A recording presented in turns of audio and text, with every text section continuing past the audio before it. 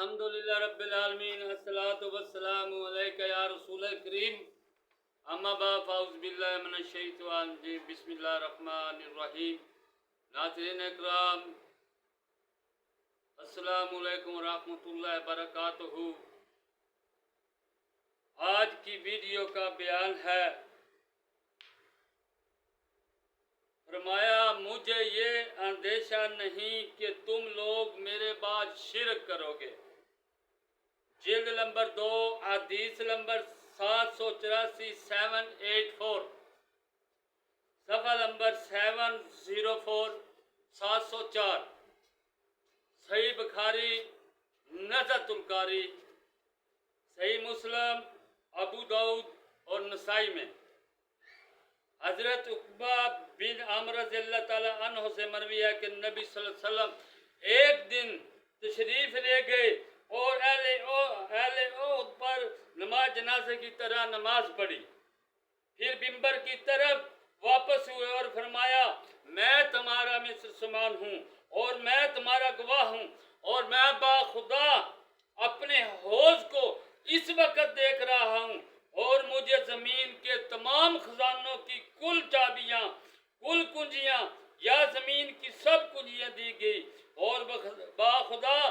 مجھے یہ اندیشہ نہیں کہ تم لوگ میرے بعد شرک کرو گے، لیکن مجھے یہ اندیشہ ہے کہ ان خزانوں کو دوسروں سے زیادہ حاصل کرنے کی خواہش کرو گے۔ یعنی کہ نبی صلی اللہ علیہ وسلم نے فرمایا یہ جو کہتے ہیں کہ یہ مشرک ہے، سنی مشرک ہے، یا کوئی بھی فتویٰ لگا دیتا ہے، وہ اس حدیث کا رد کرتا ہے۔ نبی صلی اللہ علیہ وسلم نے فرما دیا کہ مجھے اس بات کا اندیشہ نہیں کہ تم لوگ اب شرک کرو گے۔ نبی صلی اللہ علیہ وسلم نے فرمایا باخدا میں اس وقت یہاں بیٹھ کر اپنے حوض کوثر کو دیکھ رہا ہوں، اور نبی صلی اللہ علیہ وسلم نے فرمایا اس حدیث میں کہ مجھے تمام کنجیے یا تمام زمین کی کنجیے عطا کی گئی خزانوں کی، اور نبی صلی اللہ علیہ وسلم نے فرمایا مجھے اس بات کا اب اندیشہ نہیں کہ تم لوگ شرک کرو گے، یعنی کہ جو مسلمان ہو گیا ایمان لے آیا وہ شرک نہیں کرے گا، کیونکہ یہ نبی صلی اللہ علیہ وسلم کا فرمان ہے۔ لیکن نبی صلی اللہ علیہ وسلم نے فرمایا جو اللہ کی عطا ہوگی، جو خزانوں کی بارش ہوگی، مجھے اندیشہ ہے کہ تم لوگ دوسروں سے اسے لینے کی زیادہ خواہش کرو گے۔ یعنی کہ مقصد یہ ہے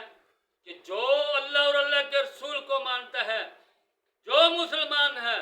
نبی صلی اللہ علیہ وسلم نے فرما دیا کہ مجھے اس بات کا اندیشہ ہے ہی نہیں کہ وہ شرک کرے گا۔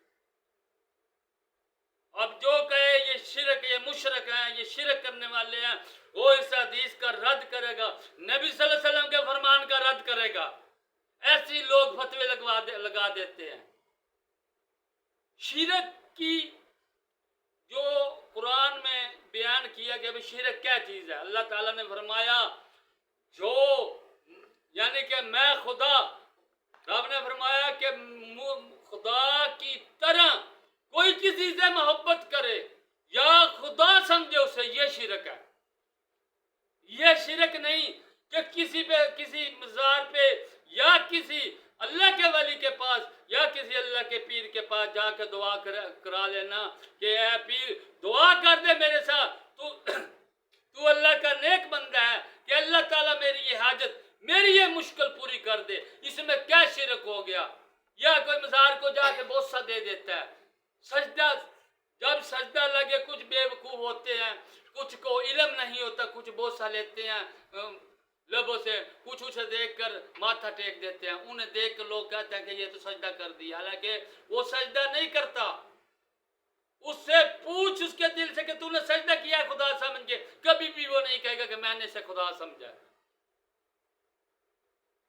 لہذا یاد رہے آپ صلی اللہ علیہ وسلم کا امتی، نبی صلی اللہ علیہ وسلم نے فرما دیا، شاہ ستہ کی یہ سب کتابوں میں حدیث ہے کہ مجھے اندیشہ نہیں کہ اب تم لوگ شرک کرو گے۔ السلام علیکم ورحمۃ اللہ۔